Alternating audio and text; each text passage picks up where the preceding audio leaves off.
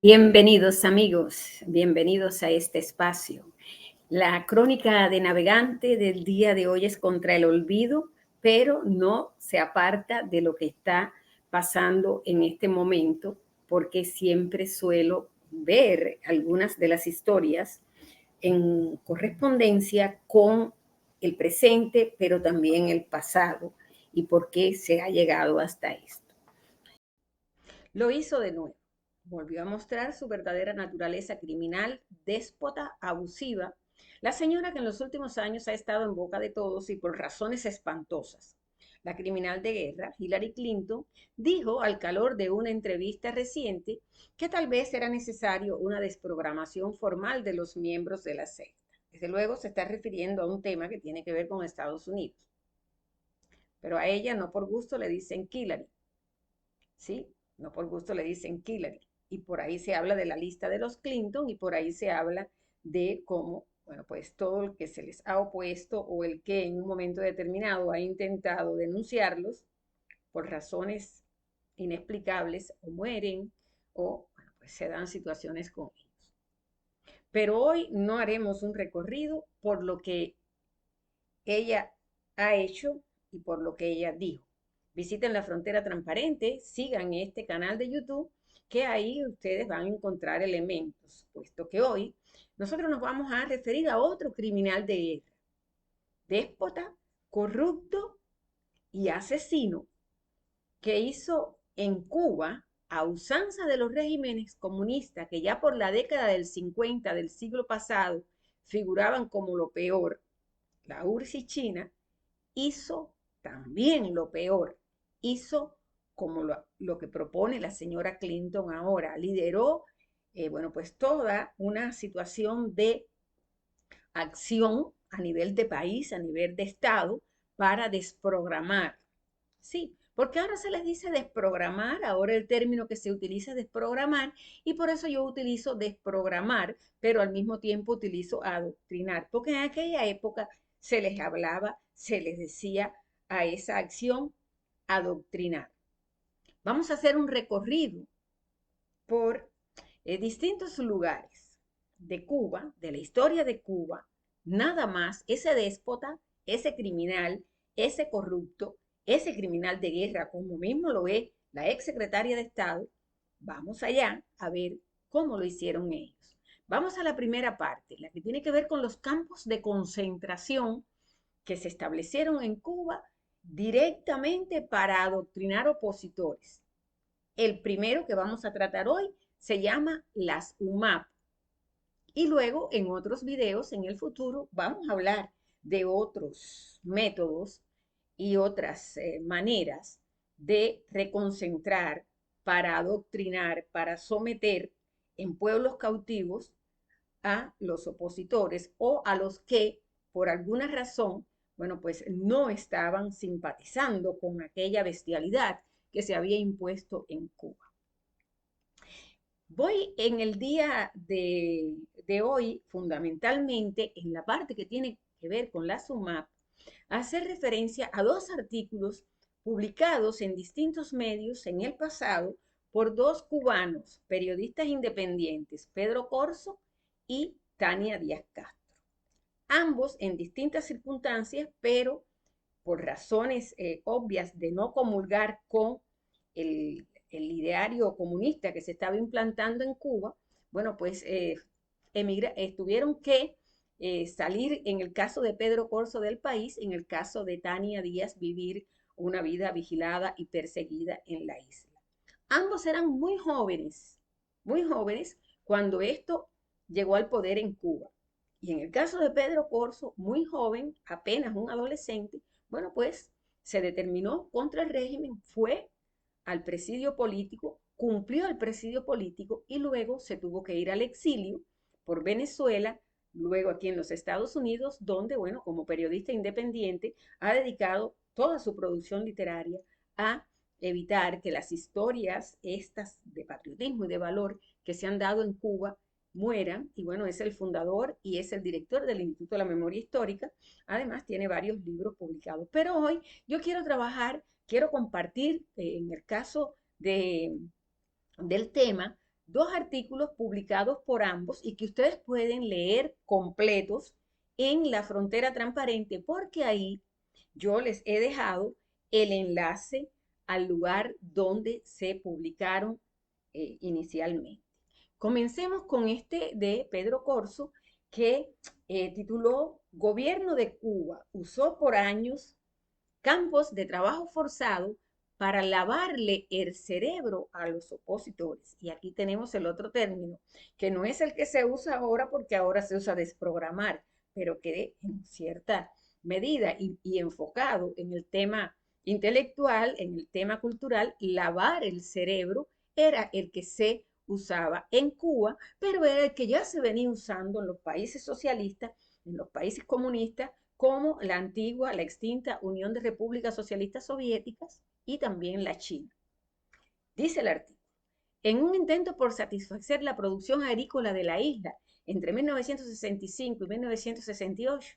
el régimen de Fidel Castro creó la Unidad Militar de Ayuda a la Producción, UMAP por sus siglas. Se trataba de una especie de campo de trabajo forzado donde además de aprovechar la mano de obra sin paga, el gobierno cubano trataba de lavarle el cerebro y cambiar la ideología a las personas no gratas, como los que en aquel momento ellos consideraron no gratos, eran los homosexuales, los religiosos y los opositores en mayoría. Aunque bueno, hubo algunos casos aislados, pero esos eran fundamentalmente los tres grupos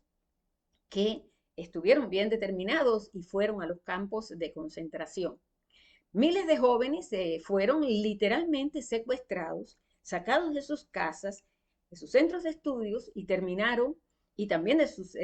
seminarios religiosos y terminaron en los lugares que se dispusieron para llevarlos, que eran en el sentido literal de la palabra, verdaderos campos de concentración, pero que eufemísticamente en Cuba le decían albergues, le decían áreas de albergamiento para los que trabajan, en fin, ustedes saben, los comunistas son expertos en camuflar el lenguaje y buscar términos que parece que no son tan crueles. Los primeros y permanentes objetivos para ese régimen fueron la iglesia y la oposición política, incluida la prensa y las actividades económicas independientes. Quiere esto decir que no solamente fueron allí religiosos, no solamente fueron homosexuales, también, bueno, pues la prensa y las personas que realizaban actividades económicas independientes, o sea, que no se plegaron, que no admitían pertenecer al sistema estatal comunista. Otros enemigos irreconciliables fueron para ese régimen los sindicatos y los colegios profesionales, como otras tantas figuras que también fueron consideradas de rechazo. Pero bueno, en sentido general, es muy importante que por algunos lugares se diga que la SUMAP era para los homosexuales, los religiosos, cuando en realidad no fue masivamente así. Hubo más, o sea, había mucho más de lo que aún por ahí tratan de tapar los del régimen, como es el caso de la hija de Raúl Castro, Mariela Castro, que, bueno, pues se hace, como decimos, la que no recuerda, se hace la que no tiene en cuenta, y al final, bueno, pues cuando se le ha hablado de eso en algún momento, hace silencio. En 1960 y 61, y vamos ahora un poquito antes de la etapa exacta en que se fundaron esos campos de concentración, los 2, 3 años anteriores, 1960 y 61, Ernesto Guevara y Raúl Castro iniciaron una persecución oficial contra prostitutas, proxenetas y homosexuales, pero también contra todo individuo que no ocultara su rechazo al nuevo orden. En ese tiempo no había orden de arresto. Las normas judiciales no se respetaban en esos progromos que permitían rememorar las persecuciones contra los judíos.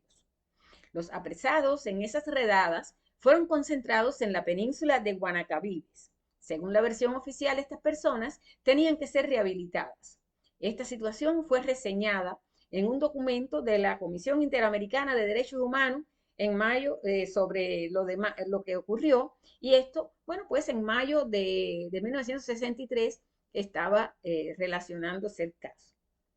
Pero lo importante en este momento es lo que dice el autor de este artículo, que mientras eso estaba ocurriendo en Cuba, las cárceles ya estaban abarrotadas de prisioneros políticos. Y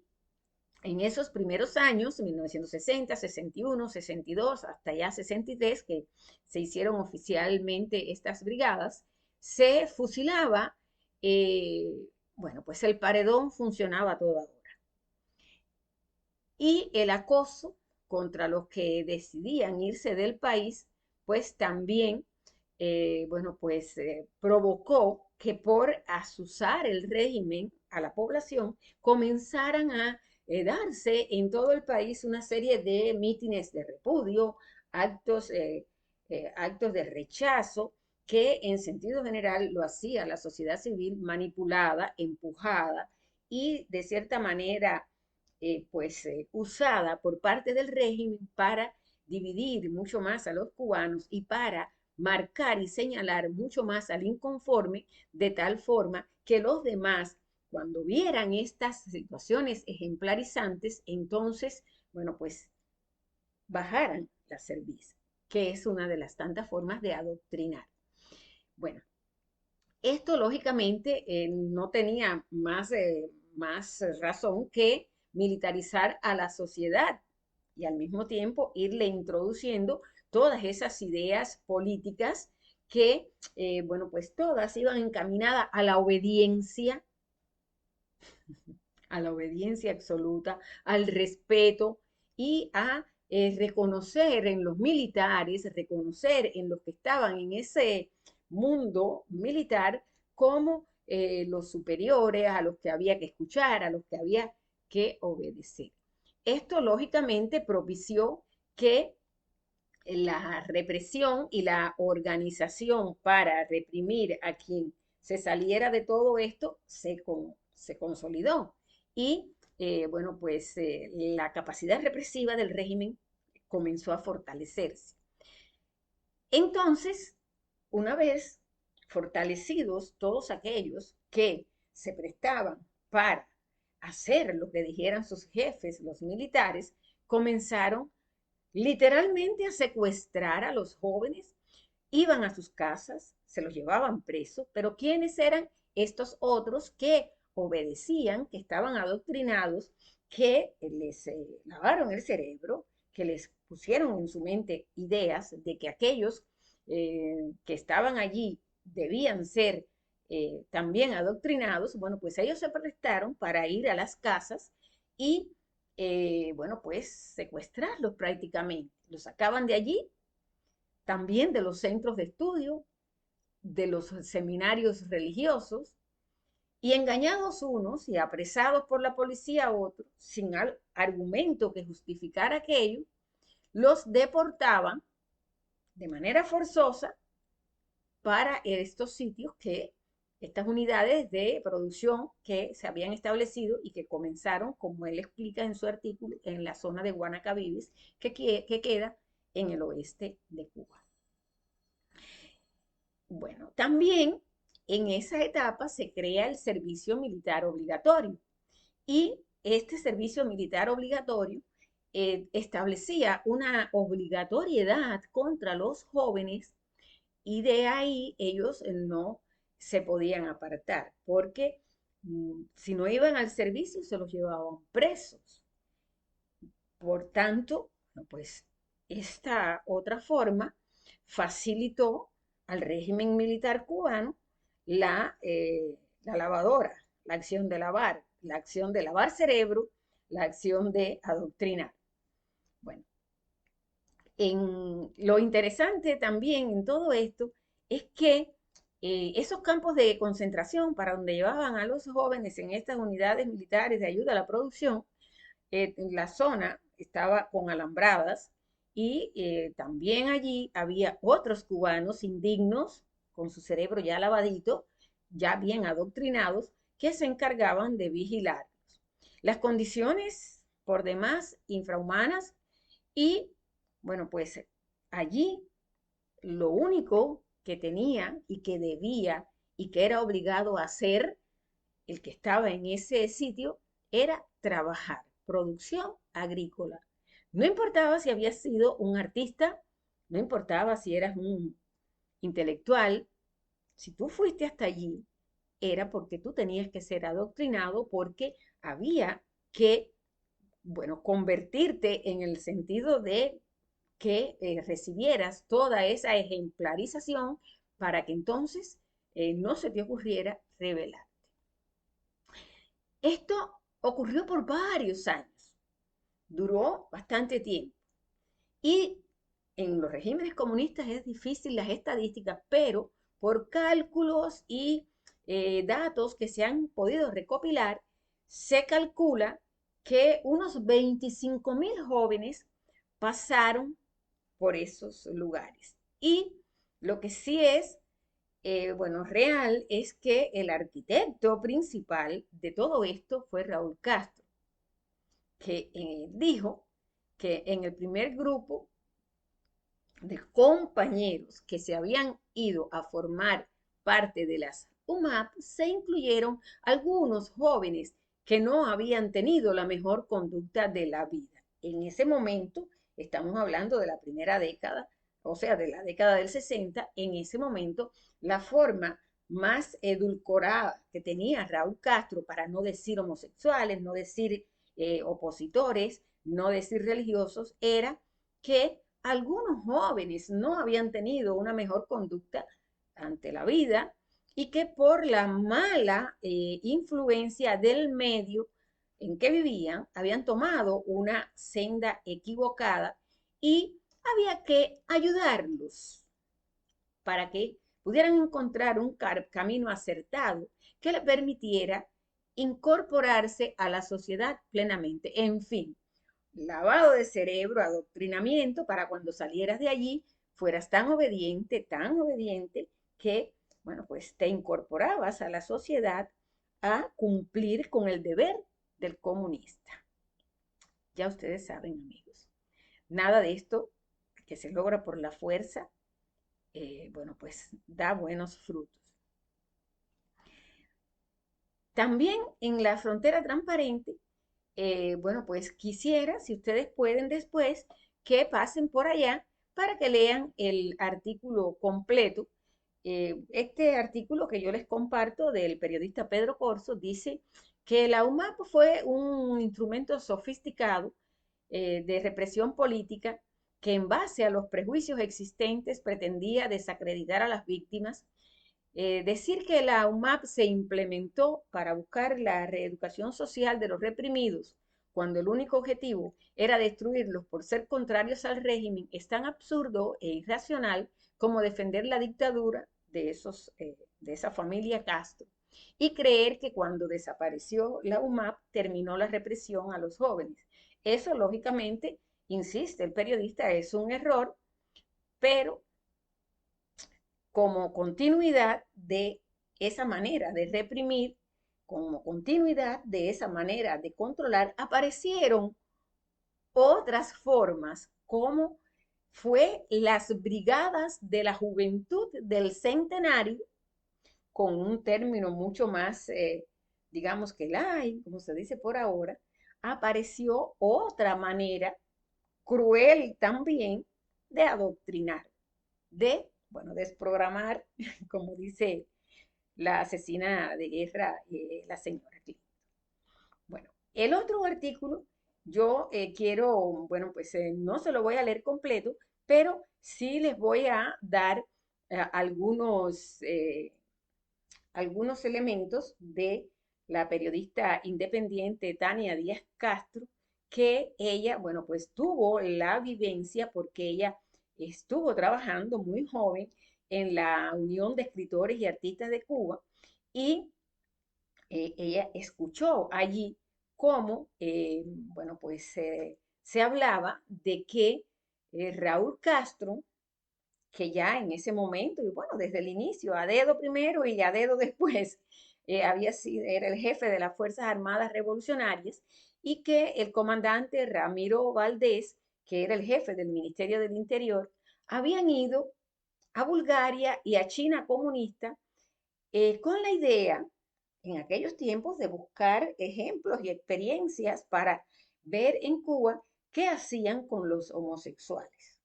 Porque el primer blanco de todo esto fueron, bueno, pues por parte de ese régimen comunista, los homosexuales. Raúl se fue a Bulgaria y el tal Ramiro, que es otro criminal de guerra, se fue a la otra parte del continente, hacia la zona de Asia. Y bueno, cuando llegó a Cuba, él se ponía a comentar, y bueno, pues a eso que él habló, eso que él explicó, bueno, sobre lo que aprendió allí, de cómo tratar a los que no tenían esa conducta como él consideraba correcta, ella, bueno, pues va relatando ahí que la fórmula de Bulgaria era convertir en militares a las buenas o a las malas, a los que tuvieran esos problemas de conducta y entrarlos al servicio militar para allí estuvieran el tiempo que correspondía y salieran hombres. Ese era Raúl Castro. Bueno, según explica ella, bueno, también dice que las cifras conservadoras de lo que sucedió entre 1965 y 1966, cifra, bueno, 35, también igual que 35.000 reclusos en esos campos, en ese servicio, en esas acciones obligatorias que, bueno, contenían a los religiosos y demás. Y también a los homosexuales y a los disidentes, que en esta ocasión, bueno, pues también se comienza a llevar un grupo de ellos para la zona de Camagüey y lógicamente la fachada que se mantenía en todas partes era que iban a hacer el servicio militar obligatorio propuesto por Raúl Castro, pero no era más que lo mismo de lo que ya venimos hablando. Por eso es que Tania Díaz Castro recuerda en este artículo que en el 2011 la hija de Raúl Castro, que comenzó a ser la directora del Centro Nacional de Educación CNESEC, prometió cuando alguien de los que estaban allí, algunos de los que todavía creían o de cierta manera estaban embelesados con el régimen, le hablan de ese tema, de las historias y de investigar de los crímenes y de cómo en el mismo régimen contra los cubanos y que fueron llevados a la UMAP se cometieron excesos. Ella, bueno, pues prometió en 2011 hacer una investigación. Ella dijo que a fondo sobre las consecuencias de la UMAP. Bueno, estamos en 2023. De eso no se ha hablado más. Así que amigos, ya ustedes entonces pueden, bueno, pues sacar idea de cómo se hace en los regímenes comunistas para adoctrinar, para llevar por los senderos de la obediencia y de la sumisión a todo aquel que se oponga al régimen. Esto se da cuando el sistema en el que vives es opresor, cuando el sistema se pone un traje diferente, se hace pasar por un sistema democrático, se hace pasar por un sistema socialmente bueno y en realidad lo que hace entonces es subyugar y esclavizar.